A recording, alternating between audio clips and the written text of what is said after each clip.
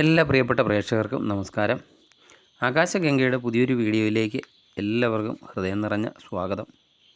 കൊല്ലവർഷം 1202 നമ്മൾ പ്രവേശിക്കുകയാണ്. ഈ ഒരു വർഷം ഗ്രഹങ്ങളുടെ വലിയ മാറ്റങ്ങളൊക്കെയാണ് സംഭവിക്കാൻ പോകുന്നത്. ഭാഗ്യദേവതയുടെ കടാക്ഷമൊക്കെ നൽകുന്ന വ്യാഴവും കർമ്മങ്ങളുടെയൊക്കെ ഫലദാതാവായ ശനിയും രാഹുകേതുക്കളും ഒക്കെ തങ്ങളുടെ രാശികളൊക്കെ മാറി മാറി സഞ്ചരിക്കുന്ന ഒരു സവിശേഷ വർഷമാണ്. ഈ പ്രധാന ഗ്രഹമാറ്റങ്ങൾ വൃശ്ചികക്കൂറുകാരായ അഥവാ വിശാഖത്തിൻ്റെ അവസാനത്തെ കാൽഭാഗം, അനിഴം, തൃക്കേട്ട എന്നീ നക്ഷത്രത്തിൽ ജനിച്ച വ്യക്തികളുടെ ജീവിതത്തെ എങ്ങനെയൊക്കെയാണ് സ്വാധീനിക്കാൻ പോകുന്നു? നിങ്ങളുടെ തൊഴിൽ, ബിസിനസ്, സാമ്പത്തികം, കുടുംബജീവിതം, വിദ്യാഭ്യാസം, ആരോഗ്യം എന്നീ മേഖലകളിൽ എന്തെല്ലാം പോസിറ്റീവ് മാറ്റങ്ങളൊക്കെയാണ് വരാൻ പോകുന്നത്? നിങ്ങൾ ശ്രദ്ധിക്കേണ്ട കാര്യങ്ങൾ എന്തൊക്കെയാണ്? ഏതൊക്കെ ദോഷപരിഹാരങ്ങളാണ് ഈ വർഷം നിങ്ങൾ അനുഷ്ഠിക്കേണ്ടത്? ഈ ചോദ്യങ്ങൾക്കെല്ലാമുള്ള വളരെ കൃത്യവും വിശദവുമായ ഒരു മറുപടിയാണ് ഈ വീഡിയോ മുഴുവനായും കാണാൻ ശ്രമിക്കുക. വീഡിയോയുടെ അവസാനം ഈ വർഷം ചെയ്യേണ്ട പരിഹാര മാർഗങ്ങളെപ്പറ്റിയും പറയുന്നുണ്ട്. ഫലങ്ങളിലേക്ക് കടക്കുന്നതിന് മുൻപ് ഈ വർഷത്തെ പ്രധാന ഗ്രഹസ്ഥിതികൾ എന്തൊക്കെയാണെന്ന് അറിഞ്ഞിരിക്കണം. കാരണം ഈ ഗ്രഹങ്ങളുടെ ചലനത്തെയൊക്കെ അടിസ്ഥാനമാക്കിയാണ് നമ്മുടെ ജീവിതത്തിലെ മാറ്റങ്ങൾ പ്രവചിക്കപ്പെടുന്നത്. ഈ വർഷത്തിൻ്റെ തുടക്കത്തിൽ, അതായത് 2026 ഒക്ടോബർ 31 വരെ ദേവഗുരുവായ വ്യാഴം നിങ്ങളുടെ 9ാം ഭാവമായ കർക്കിടകൻ രാശിയിൽ ഉച്ചസ്ഥനായിട്ടാണ് സഞ്ചരിക്കുന്നത്. അതിനുശേഷം 2027 ജനുവരി 24 വരെ ചിങ്ങൻ രാശിയിലേക്ക് രാശി മാറുന്നുണ്ട്. പിന്നീട് വക്രഗതിയിലായി വീണ്ടും 2027 ജൂൺ 25 വരെ കർക്കിടകത്തിലും അതിനുശേഷം ചിങ്ങൻ രാശിയിലൂടെയും സഞ്ചരിക്കുന്നു. 9ലെ വ്യാഴം ഭാഗ്യദായകനാണ്.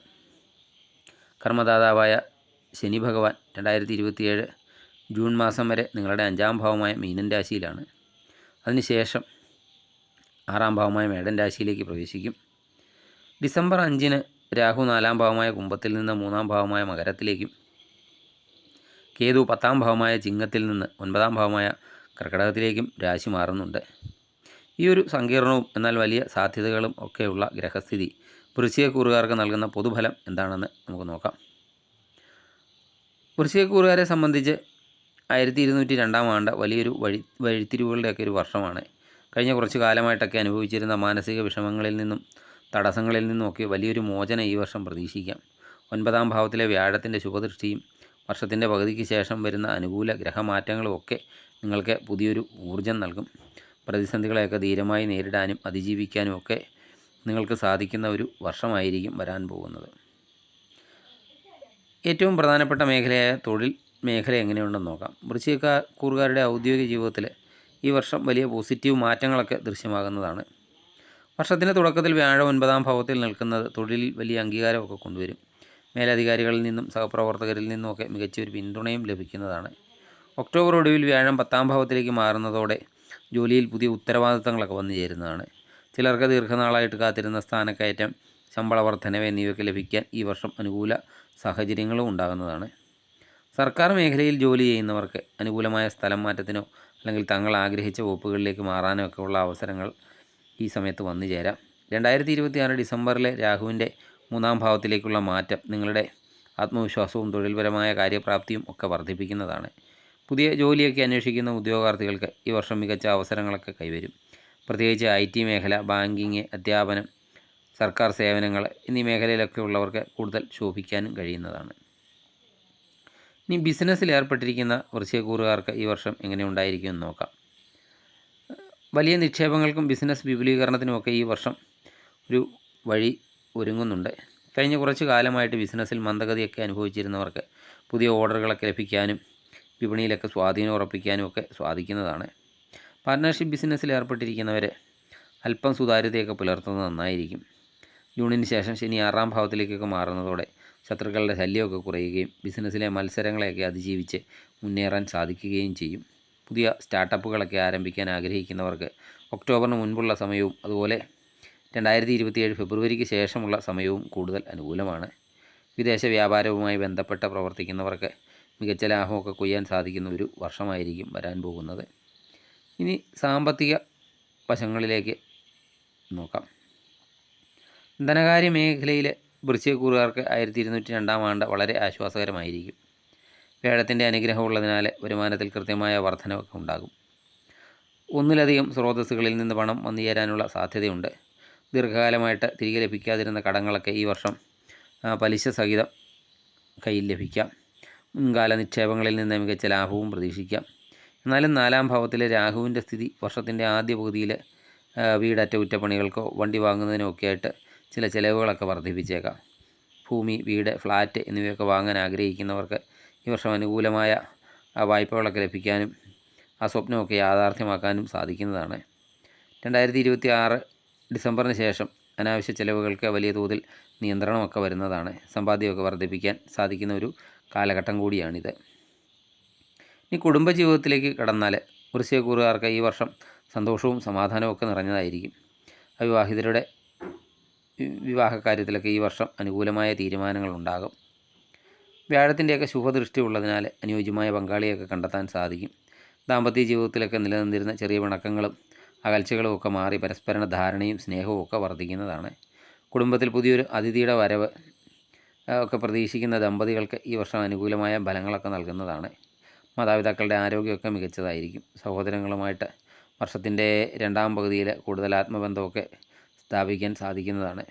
സമൂഹത്തിൽ നിങ്ങളുടെ കുടുംബത്തിൻ്റെയും അന്തസ്സും പ്രശസ്തിയും ഒക്കെ ഉയരുന്ന ഒരു വർഷം കൂടിയായിരിക്കും വരാൻ പോകുന്നത്. ഇനി വിദ്യാർത്ഥികളുടെ കാര്യം നോക്കാം. വിദ്യാർത്ഥികളെ സംബന്ധിച്ച് ഈ വർഷം കഠിനാധ്വാനത്തിൻ്റെ ഒരു വർഷമാണ്. 5-ാം ഭാവത്തിലെ ശനിയുടെ സ്ഥിതി പഠനത്തിൽ ചിലപ്പോഴൊക്കെ ഏകാഗ്രതക്കുറവ് ഉണ്ടാക്കിയേക്കാം. എന്നാൽ 9-ലെ വ്യാഴം ഈ ദോഷത്തെയൊക്കെ മറികടക്കാൻ സഹായിക്കും. ഉന്നത വിദ്യാഭ്യാസത്തിനൊക്കെ ശ്രമിക്കുന്നവർക്കും വിദേശത്തൊക്കെ പോയി പഠിക്കാൻ ആഗ്രഹിക്കുന്നവർക്കും ഈ വർഷം അനുകൂലമായ അവസരങ്ങളൊക്കെ ലഭിക്കുന്നതാണ്. മത്സര പരീക്ഷകൾക്കൊക്കെ തയ്യാറെടുക്കുന്ന വൃശ്ചികക്കൂറുകാർക്ക് കഠിന ശ്രമമൊക്കെ നടത്തിയാലേ മികച്ച വിജയമൊക്കെ കൈവരിക്കാൻ സാധിക്കും. വർഷത്തിൻ്റെ 2-ാം പകുതി, അതായത് 2027 ജനുവരിക്ക് ശേഷമുള്ള കാലഘട്ടം ഗവേഷണ വിദ്യാർത്ഥികൾക്കും സാങ്കേതിക മേഖലയിലൊക്കെ പഠിക്കുന്നവർക്കും കൂടുതൽ മികച്ച ഒരു ഫലങ്ങളായിരിക്കും നൽകുക. ഇനി ആരോഗ്യത്തിൻ്റെ കാര്യത്തിൽ വൃശ്ചികക്കൂറുകാർ ഈ വർഷം പൊതുവെ തൃപ്തികരമായ ഫലങ്ങളാണ് അനുഭവിക്കുക. കഴിഞ്ഞ കുറച്ച് കാലമായിട്ട് വിട്ടുമാറാത്ത എന്തെങ്കിലും രോഗങ്ങളാലൊക്കെ ബുദ്ധിമുട്ടിയിരുന്നവർക്ക് കൃത്യമായ ചികിത്സയിലൂടെയൊക്കെ രോഗശമനമൊക്കെ ലഭിക്കുന്നതാണ്. എന്നാലും ഒക്ടോബർ മുതൽ ജനുവരി വരെയുള്ള കാലയളവിൽ വ്യാഴം രാശി മാറുന്ന സമയത്ത് ഭക്ഷണകാര്യങ്ങളിൽ അല്പം ശ്രദ്ധ പുലർത്തുന്നത് നന്നായിരിക്കും. ഗ്യാസ് ട്രബിൾ പോലുള്ള ഉദരസംബന്ധമായ അസുഖങ്ങളൊക്കെ വരാൻ സാധ്യതയുണ്ട്. 2027 ജൂണിന് ശേഷം ശനി 6-ാം ഭാവത്തിലേക്കൊക്കെ മാറുന്നതോടെ നിങ്ങളുടെ രോഗപ്രതിരോധ ശേഷിയൊക്കെ വർദ്ധിക്കുകയും മാനസികവും ശാരീരികവുമായിട്ടൊക്കെ കൂടുതൽ ഊർജ്ജസ്വലതയൊക്കെ കൈവരിക്കുകയും ചെയ്യും. കൃത്യമായ വ്യായാമവും യോഗയും ഒക്കെ ജീവിതത്തിൻ്റെ ഭാഗമാക്കുക. ഗ്രഹങ്ങളൊക്കെ അനുകൂലമാണെങ്കിലും അവയുടെ ശുഭഫലങ്ങളൊക്കെ പൂർണ്ണമായി ലഭിക്കുന്നതിനും ചെറിയ എന്തെങ്കിലും ദോഷമൊക്കെ ഉണ്ടെങ്കിൽ അതിനെയൊക്കെ ഇല്ലാതാക്കി അതിനുമായിട്ട് വൃശ്ചികക്കൂറുകാർ ഈ വർഷം ചില ലളിതമായ പരിഹാരങ്ങളൊക്കെ ചെയ്യുന്നത് നന്നായിരിക്കും. ശനി 5-ലും പിന്നീട് 6-ലും ഒക്കെ സഞ്ചരിക്കുന്നതിനാൽ ശനിയാഴ്ചകളിൽ ശാസ്താ ക്ഷേത്ര ദർശനം നടത്തുക, ശാസ്താവിന് നീരാഞ്ജനം, എള്ളുതിരി എന്നീ വഴിപാടുകളൊക്കെ സമർപ്പിക്കുന്നതും നല്ലതാണ്. അതുപോലെ ഹനുമാൻ ചാലിസ ജപിക്കാൻ പറ്റുന്നവരാണെങ്കിൽ ഹനുമാൻ ചാലിസ ജപിക്കുന്നതും ഗുണം ചെയ്യും. അതുപോലെ വ്യാഴപ്രീതിക്കായി വ്യാഴാഴ്ചകളിൽ വിഷ്ണു ക്ഷേത്ര ദർശനം നടത്തുകയും വിഷ്ണു സഹസ്രനാമം ജപിക്കുകയൊക്കെ ചെയ്യുക. മഞ്ഞ വസ്ത്രങ്ങളോ മഞ്ഞപ്പൂക്കളോ ഒക്കെ ഭഗവാന് സമർപ്പിക്കുന്നത് ശുഭഫലവും നൽകുന്നതാണ്. ചൊവ്വാഴ്ചകളിലോ വെള്ളിയാഴ്ചകളിലോ ഒക്കെ ദേവീക്ഷേത്രത്തിൽ പ്രാർത്ഥിക്കുക. രാഹു കേതുക്കളുടെ പ്രീതിക്കായിട്ട് ലളിതാ സഹസ്രനാമം ജപിക്കുന്നത് രാഹു കേതു ദോഷങ്ങളെയൊക്കെ അകറ്റി ജീവിതത്തിൽ ഐശ്വര്യം കൊണ്ടുവരുന്നതാണ്. കൊല്ലവർഷം 1202 വൃശ്ചികക്കൂറുകാർക്ക് ഭാഗ്യത്തിൻ്റെയും അഭിവൃദ്ധിയുടെയും ഒക്കെ വർഷമായിരിക്കും. വരാനിരിക്കുന്ന നല്ല മാറ്റങ്ങളെ പൂർണ്ണ മനസ്സോടെയൊക്കെ സ്വീകരിക്കാൻ തയ്യാറാകുക. ഈ വീഡിയോ നിങ്ങൾക്ക് ഉപകാരപ്രദമായെന്ന് കരുതുന്നു. വീഡിയോ ഇഷ്ടമായാൽ ലൈക്ക് ചെയ്യുക. സബ്സ്ക്രൈബ് ചെയ്യാതെ വീഡിയോ കാണുന്നവരാണെങ്കിൽ ദയവായി സബ്സ്ക്രൈബ് ചെയ്ത് കാണുക. മറ്റൊരു വീഡിയോയുമായി വീണ്ടും കാണാം. നന്ദി, നമസ്കാരം.